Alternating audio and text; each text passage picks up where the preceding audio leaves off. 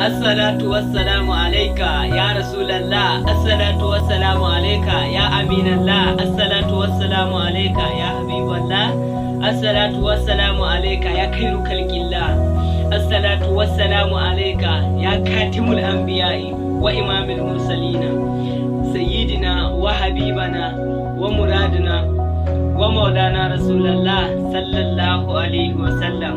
Taka da lafiya mai Abubakar Saddiqu, mai Umarul Faruku, mai Usmanu Junnuraini, mai Aliyu Sadauki karramallahu wajahu, mai Zaidu, mai Zubairu, mai Dalhatu, angon Khadija da Aisatu, ya dan Sayyidai Abdullah da Aminatu, ya Abul Alqasim da Fadimatu, ya Aba Zainab kakan Hassan da Husaini.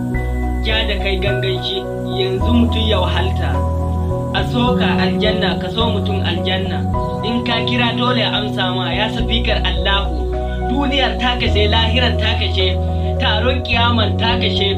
Mai alastu bi rabbikum, babu mai yin magana ranar sai kai. Mai aya al-yawma akmaltu lakum dinakum, mai warfa'ana laka zikiraka.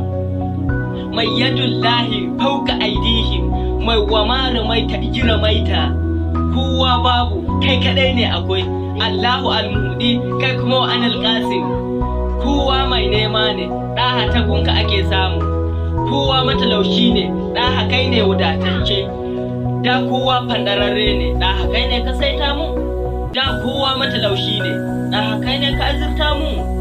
Dan kai muka san la ilaha illallah Muhammadur Rasulullah sallallahu alaihi wasallam.